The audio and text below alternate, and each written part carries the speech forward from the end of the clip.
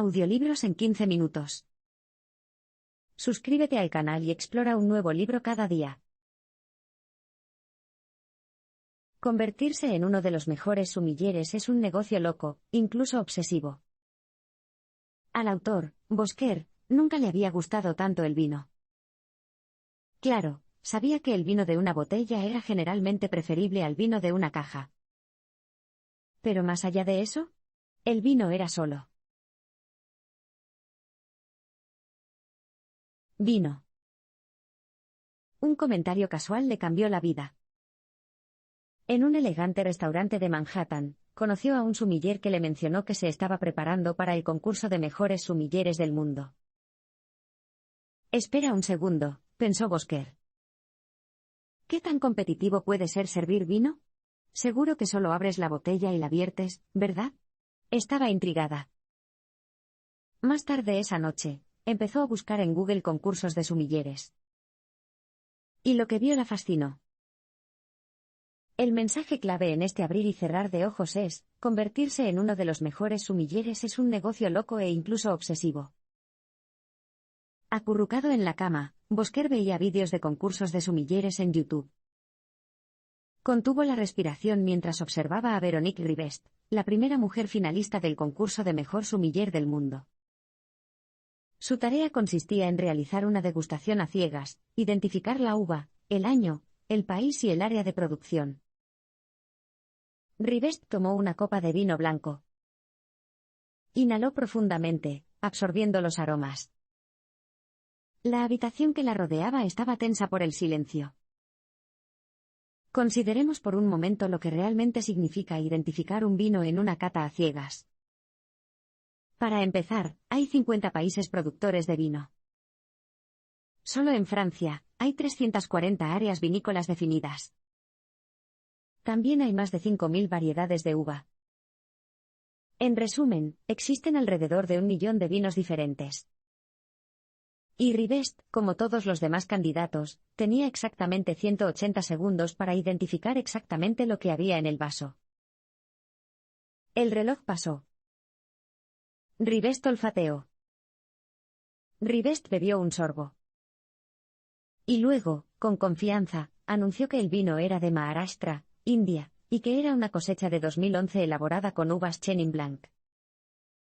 En el clavo. ¿Por qué Bosquer estaba tan intrigada por lo que vio? Bueno, era periodista. Y en ese momento, su curiosidad periodística se había hecho sentir de verdad. ¿Quiénes son esas personas, pensó, que parecen tener el tipo de habilidades sensoriales de los perros rastreadores? Esta curiosidad fue el comienzo de su viaje personal. Pronto se vio consumida por el deseo de entender el mundo del vino. Así que dejó su confiable trabajo en el periodismo, y pasó las mañanas degustando y las tardes con resaca. También se fijó un objetivo ambicioso: aprobar el examen de sumiller certificado, el estándar de la industria para convertirse en una sumiller respetada. Pero tenía mucho que aprender. Los sumilleres se toman muy en serio el olfato y el sabor. Hay una paradoja en la cultura gastronómica actual. Nos esforzamos por encontrar los mejores sabores, los más sabrosos y los más emocionantes. Buscamos los mejores cafés fríos. Nos entusiasman las barras de chocolate decadentes. Sin embargo, a pesar de este deseo de comer alimentos sabrosos, rara vez hacemos algo para mejorar nuestra capacidad de saborear estos sabores. Hay muchas cosas en las que trabajamos y tratamos de mejorar de nosotros mismos, pero nuestras habilidades sensoriales no suelen figurar en la lista. Bueno, los sumilleres son diferentes. El mensaje clave aquí es: los sumilleres se toman muy en serio el olfato y el sabor. Un maestro sumiller de California llamado Ian Cauble le dio una vez algunos consejos al autor. En primer lugar, hay que abrazar realmente el gusto, dijo. Comience con frutas. Pruebe todos los cítricos diferentes, aconsejó Cauble, y en realidad se refería a todos. Naranjas maduras. Naranjas demasiado maduras. Naranjas poco maduras. Naranjas Nabel, limones verdes, limas. Pruebe la fruta, el jugo, los huesos, la cáscara. Pruebe todo y siga probándolo hasta que haya catalogado mentalmente los aromas y sabores. Otro sumiller fue un paso más allá. Cuando salgas a caminar, le aconsejó a Bosquer que lamiera algunas rocas. La pizarra roja tiene un toque de carne ensangrentada porque es rica en hierro. La pizarra azul, por otro lado, tiene una especie de sabor húmedo, como una piedra de un río. Solo con este tipo de obsesión por explorar y almacenar sabores y aromas, los sumilleres pueden catar a ciegas con precisión. Los mejores sumilleres son tan serios que protegen sus capacidades sensoriales de la misma manera que una pianista de concierto protege sus dedos. Uno de los mejores sumilleres de Nueva York siempre viaja con un lote de su propia granola casera, por lo que su carga sensorial básica es siempre la misma, ya sea que esté en casa o fuera. Otra le aconsejó que Bosquer se abasteciera de su marca favorita de pasta de dientes. De esa forma, una nueva marca nunca confundiría sus papilas gustativas. Estas medidas pueden resultar un poco extremas para la mayoría de nosotros. Pero para Bosquer, quedó claro que necesitaba entender cómo funciona nuestro sentido del gusto para poder empezar a saborear mejor las cosas. La mayoría de nosotros todavía no entendemos mucho acerca de cómo experimentamos el sabor de un alimento o bebida. Resulta que el gusto no se entiende muy bien. Hasta la década de 1970, la gente creía que la lengua era como un mapa. La punta de la lengua sabía a cosas dulces, por un lado a cosas saladas, y así sucesivamente. El problema es que el mapa gustativo de la lengua fue un completo error. El mapa apareció por primera vez en 1901, cuando alguien tradujo mal la tesis de un estudiante de doctorado alemán. Los científicos solo se dieron cuenta unos 70 años después de que toda la lengua es sensible a cada uno de los 5 sabores: dulce, salado, ácido, amargo y umami.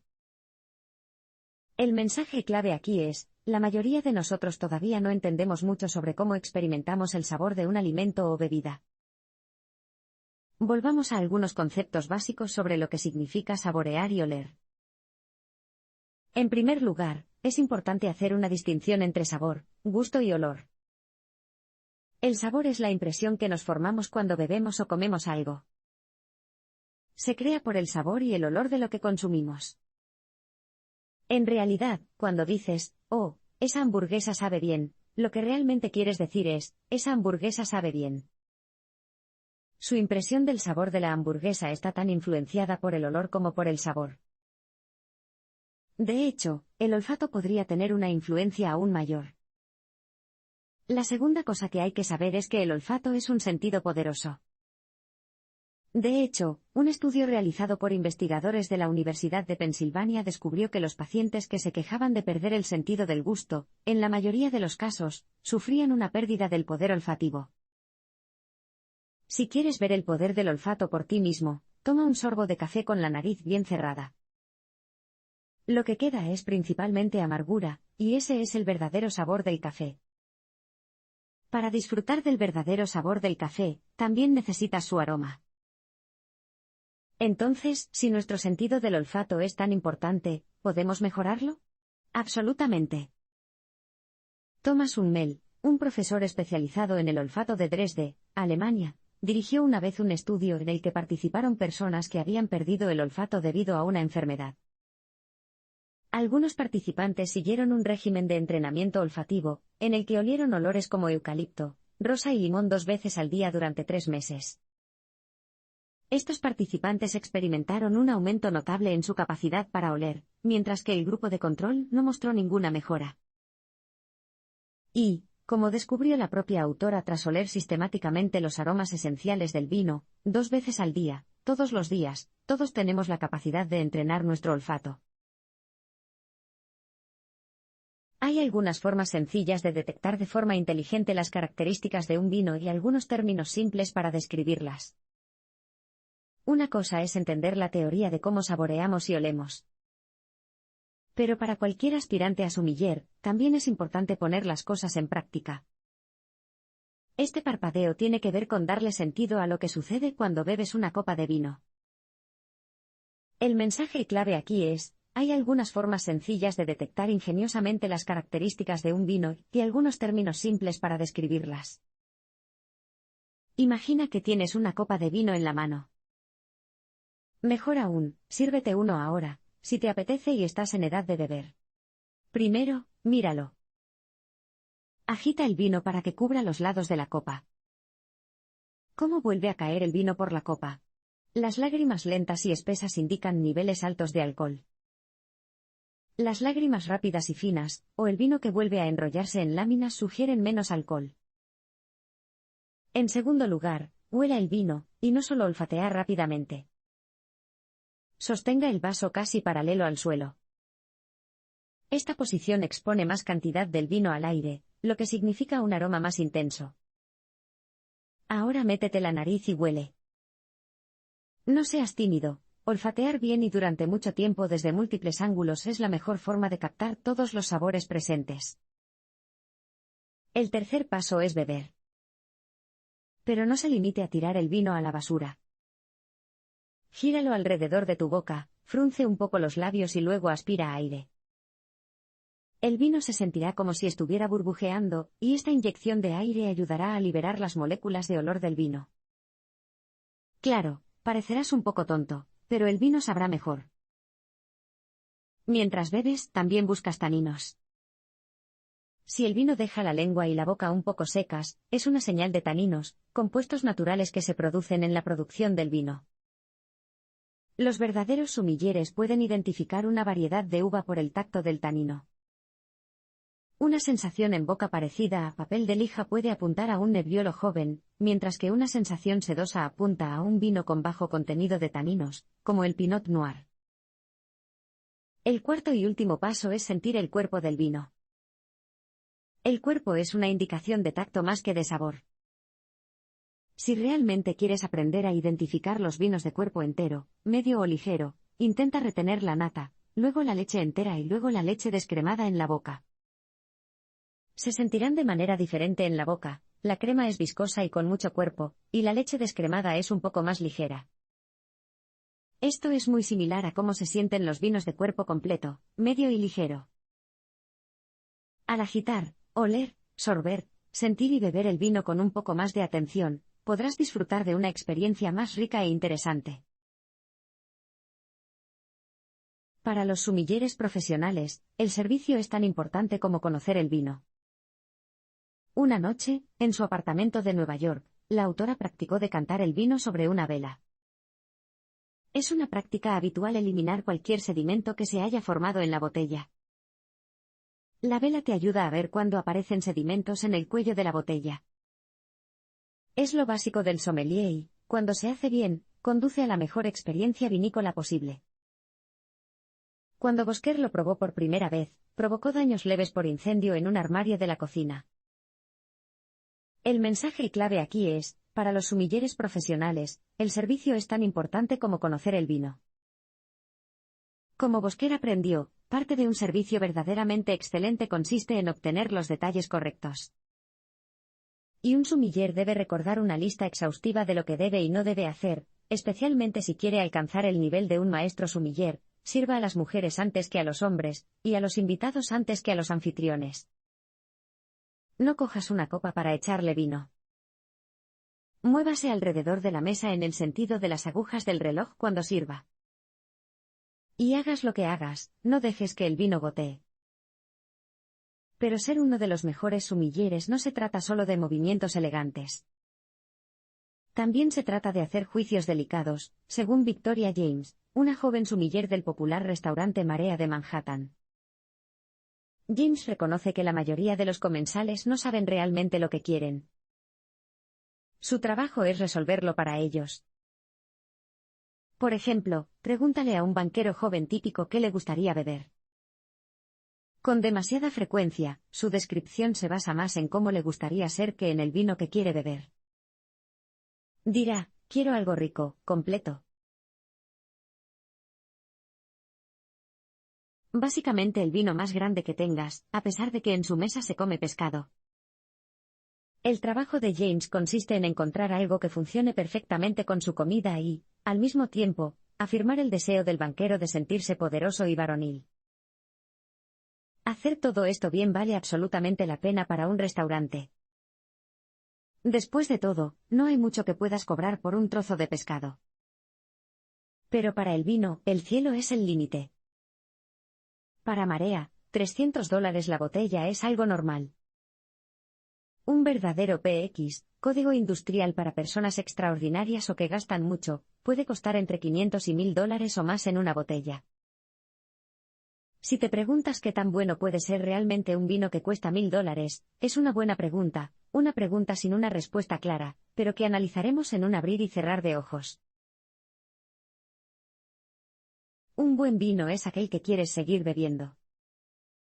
Pregúntele a los sumilleres cómo reconocen los vinos de alta calidad, y es posible que encuentre algunas respuestas frívolas. Es espiritual. Es una cuestión del corazón. Ahora, para la mayoría de nosotros en el mundo real, estas no son respuestas realmente satisfactorias. Entonces, ¿qué es un buen vino y cómo sabes que lo estás bebiendo? Este es el mensaje clave: un buen vino es aquel que quieres seguir bebiendo. Gastar más dinero te permitirá obtener mejores vinos, pero solo hasta cierto punto. Claro, un vino de $60 sabrá mucho mejor que una botella de $6.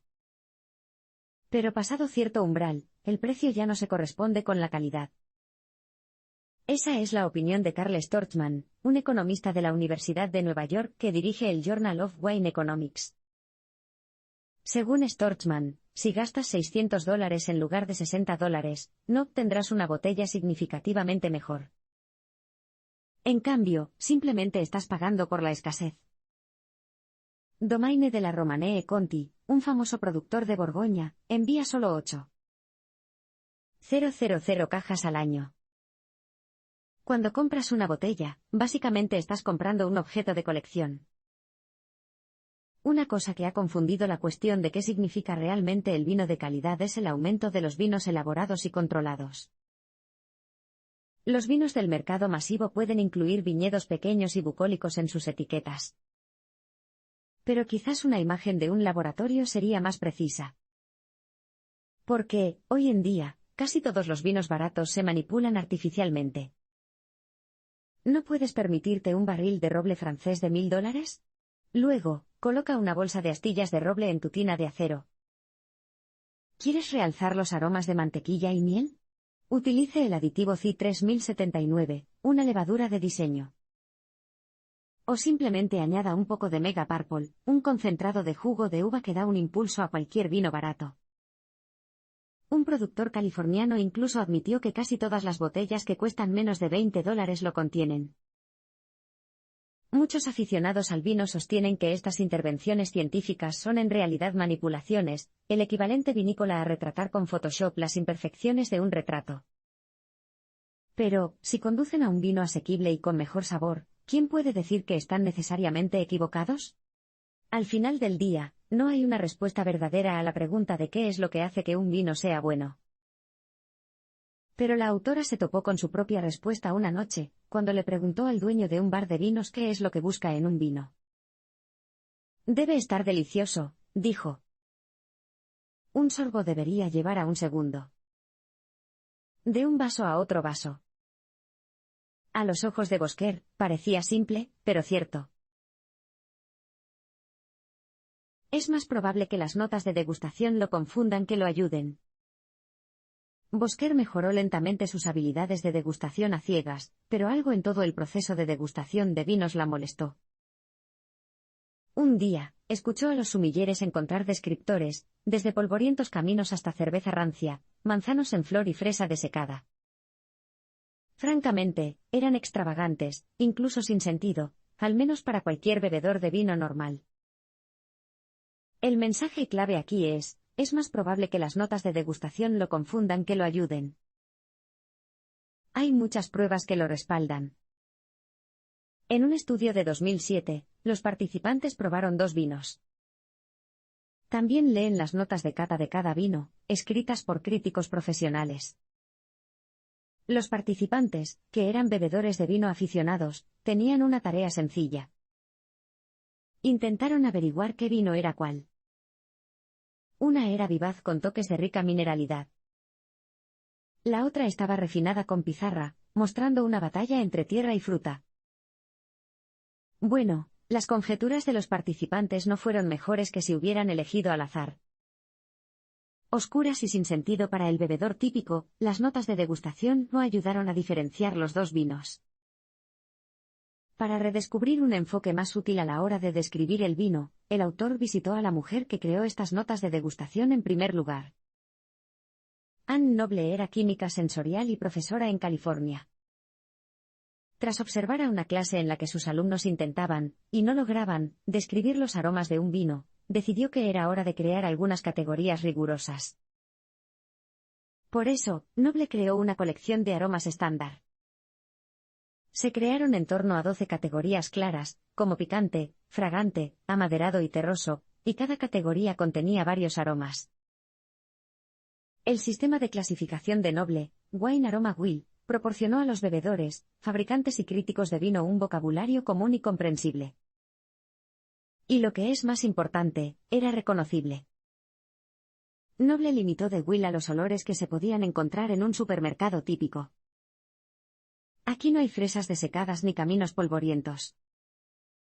Los Fruit Loops, que imitan el aroma de las uvas Gewürztraminer, eran lo más oscuro posible.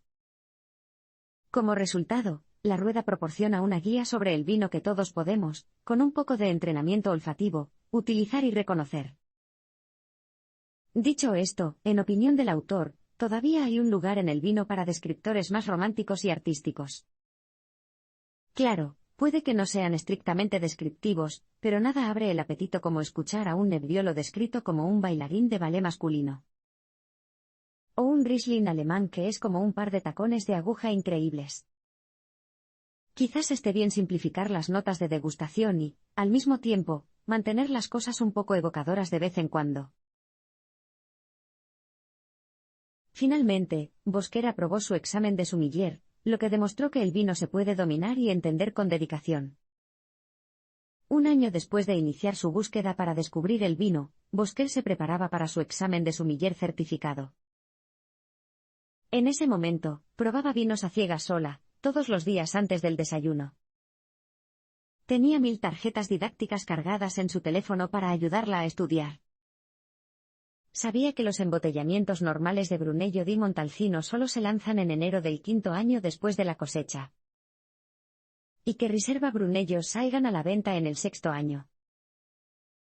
El mensaje clave en este abrir y cerrar de ojos es, finalmente, Bosquer aprobó su examen de sommelier, lo que demostró que el vino se puede dominar y entender con dedicación. Bosquer confiaba en el aspecto del conocimiento, y en los requisitos de degustación a ciegas. Era el servicio que le preocupaba. Así que pasaba las tardes practicando movimientos elegantes en la cocina, agarrando una tabla de cortar y sirviendo prosecco barato para invitados imaginarios. Al menos las sillas vacías no pueden enfurecerse por los derrames, pensó. Cuando finalmente llegó el examen, se sintió tensa por los nervios. Su tarea consistía en servir vino espumoso a un maestro sommelier, el maestro Keith, y ser juzgada por su servicio. Esta era la tarea que menos le gustaba al autor. El enfoque especificado es claro: cortar y retirar la lámina. Coloca una servilleta doblada sobre la parte superior de la botella. Coloca el pulgar izquierdo sobre el corcho. Con la mano derecha, desenrosca el alambre de la jaula que cubre el corcho. Sostenga la base de la botella con la mano derecha y gírela suavemente para aflojar el corcho. Sobre todo, evita rociar tapones de corcho por la habitación como proyectiles. En teoría, entonces, todo estaba muy claro. Pero en semanas de práctica, Bosquer disparó tapones de corcho en el techo, vio cómo el prosecco se desbordaba sin control, y simplemente no pudo abrir 2 botellas en total. Pero, cuando llegó el día del examen, de alguna manera todo encajó. El corcho dejó su botella con un pedo silencioso. Empezó a servir, moviéndose con elegancia y en el sentido de las agujas del reloj, y sirviendo primero a las mujeres. Cuando sirvió la copa del maestro Keith, ya había respondido con pericia y confianza a preguntas sobre todo tipo de temas, desde cosechas de champán hasta qué vinos californianos combinaban bien con el salmón. Todo encajó.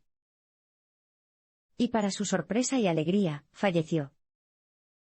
18 meses después de que apenas supiera lo que significaba esa palabra, era una sommelier certificada.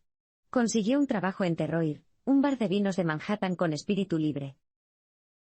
Maridó a sus invitados con excelentes vinos. Y cuando bebieron otro sorbo, otra copa u otra botella de vino, se puso feliz.